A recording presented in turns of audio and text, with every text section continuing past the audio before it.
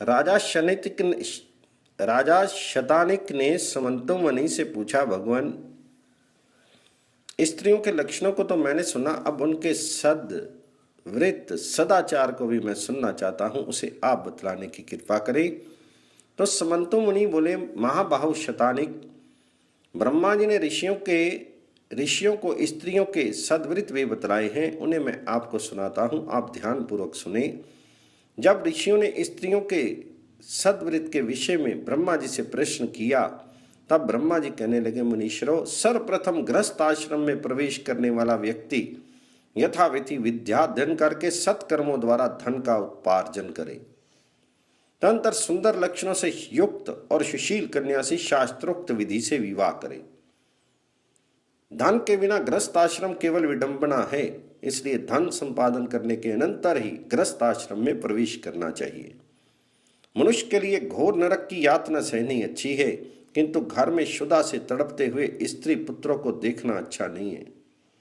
फटे और मैले कुचेले वस्त्र पहने अति दीन और भूखे स्त्री पुत्रों को देखकर जिनका हृदय विदीर्ण नहीं होता, वे वज्र के समान अधिक कठोर हैं।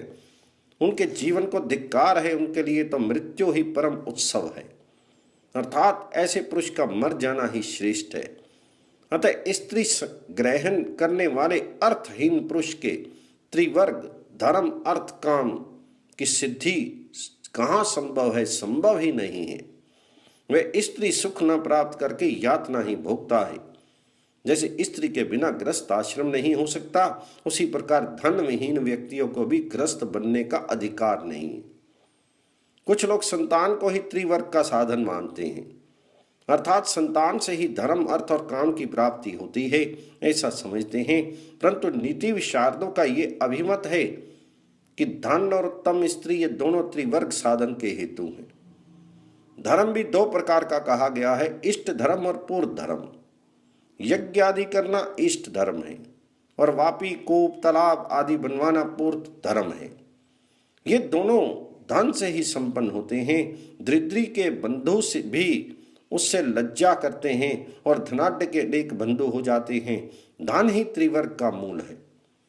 धनवान में विद्या कुल शील अनेक उत्तम गुण आ जाते हैं और निर्धन में विद्यमान होते हैं भी ये गुण नष्ट हो जाते हैं। शास्त्र शिल्प कला और अन्य भी जितने कर्म हैं, उन सब का तथा धर्म का साधन भी धन ही है। धन के बिना पुरुष का जन्म अजागल स्तनवत व्यर्थ ही है। पूर्व जन्म में किए हुए पुण्यों से ही इस जन्म में प्रसूत धन की प्राप्ति होती है और धन से पुण्य होता है, इसलिए धन और पुण्य का अन्योन्य आश्रय संबंध है, अर्थात ये एक दूसरे के कारक हैं। पुण्य से धन अर्जन होता है और धन से पुण्य अर्जन होता है। इसलिए विद्वान मनुष्य को इसी रीति से त्रिवर्ग साधन करना चाहिए। स्त्री रहित तथा निर्धन पुरुष का त्रिवर्ग साधन में अधिकार नहीं है। अतः भार्या ग्रहण से पूर्व उत्तम रीति से अर्थ अर्जन अवश्य कर लेना चाहिए। न्याय उपार्जित धन की प्राप्ति होने पर दार परिग्रह करना चाहिए।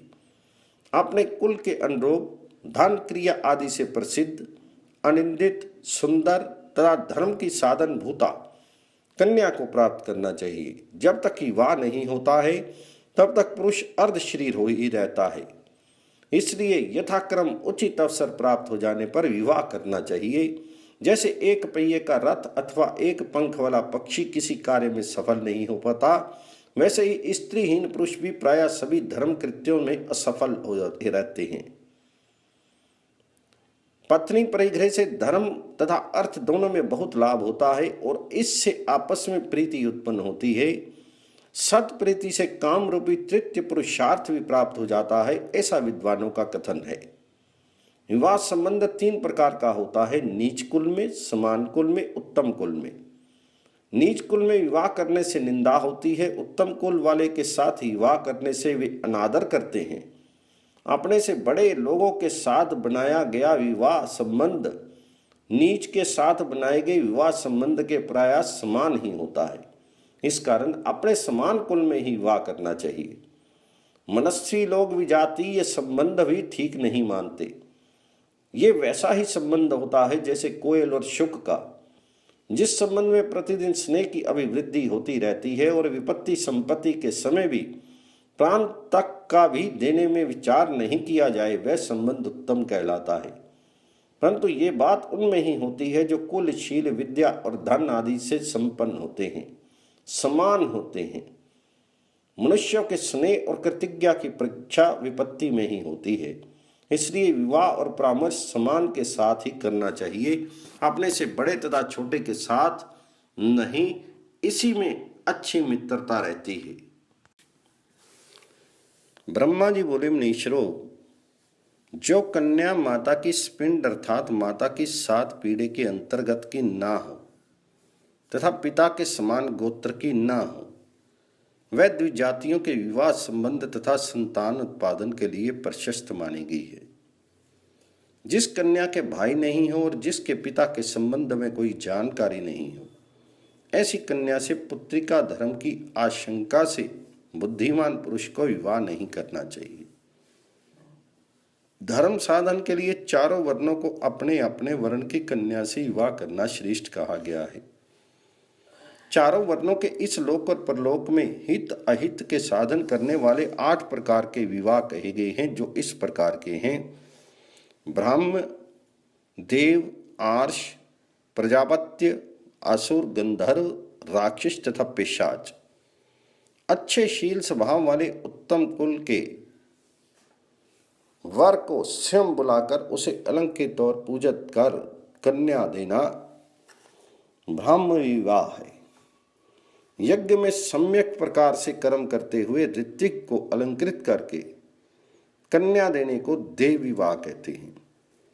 वर से 1 या 2 जोड़े गाय बैल धर्मार्थ लेकर विधि पूर्वक कन्या देने को आर्ष विवाह कहते हैं। तुम दोनों एक साथ गृहस्थ धर्म का पालन करो, ये कहकर पूजन करके जो कन्यादान किया जाता है यह प्रजापत्य विवाह कहलाता है। कन्या के पिता आदि को और कन्या को भी यथाशक्ति धन आदि देकर स्वच्छंदता पूर्वक कन्या का ग्रहण करना आसुर विवाह है। कन्या और वर की परस्पर इच्छा से जो विवाह होता है उसे गंधर्व विवाह कहते हैं। मारपीट करके रोती चिल्लाती कन्या का अपहरण करके लाना राक्षस विवाह है। सोई हुई मद से मतवाली या जो कन्या पागल हो गई हो उसे गुप्त रूप से उठा ले आना में पिशाच नामक अधम कोटि का विवाह है। ब्रह्म विवाह से उत्पन्न धर्मचारी पुत्र 10 पीढ़ी आगे और 10 पीढ़ी पीछे के कुलों का तथा 21वां अपना भी उद्धार करता है। देव विवाह से उत्पन्न पुत्र 7 पीढ़ी आगे और 7 पीढ़ी पीछे, इस प्रकार 14 पीढ़ियों का उद्धार करने वाला होता है। आर्ष विवाह से उत्पन्न पुत्र 3 अगले और 3 पिछले कुलों का उद्धार करता है तथा प्रजापत्य विवाह से उत्पन्न पुत्र 6 पीछे के और 6 आगे के कुलों को तारता है। ब्रह्म आदि आद्य 4 विवाहों से उत्पन्न पुत्र ब्रह्म तेज से संपन्न, शीलवान, रूप, सत्व आदि गुणों से युक्त, धनवान, पुत्रवान, यशस्वी, धर्मिष्ठ और दीर्घजीवी होते हैं। शेष 4 विवाहों से उत्पन्न पुत्र क्रूर स्वभाव, धर्मद्वेषी, मिथ्यावादी होते हैं। अनिंदित विवाहों से संतान भी अनिंद ही होती है और निंदित विवाहों की संतान भी निंदित होती है। इसलिए आसुर आदि निंदित विवाह नहीं करने चाहिए। कन्या का पिता वर से यत्किंचित भी धन ना ले। वर का धन लेने से वह अपत्य विक्रिय अर्थात संतान को बेचने वाला होता है। जो पति या पिता अपने संबंधी वर्ग मोहवश कन्या के धन आदि से अपना जीवन चलाते हैं वे अधोगति को प्राप्त होते हैं। आर्ष विवाह में जो गो मिथुन लेने की बात कही गई है वह भी ठीक नहीं है, क्योंकि चाहे थोड़ा लें या अधिक वह कन्या का मूल्य ही गिना जाता है। इसलिए वर से कुछ भी लेना नहीं चाहिए। जिन कन्याओं के निमित्त वर पक्ष से दिया हुआ वस्त्र भूषण आदि पिता माता आदि नहीं लेते, प्रत्युत कन्या को ही देते हैं, वह विक्रय नहीं है। ये कुमारियों का पूजन है। इसमें कोई हिंसा आदि दोष नहीं है। इस प्रकार उत्तम विवाह करके उत्तम देश में निवास करना चाहिए, इससे बहुत यश की प्राप्ति होती है।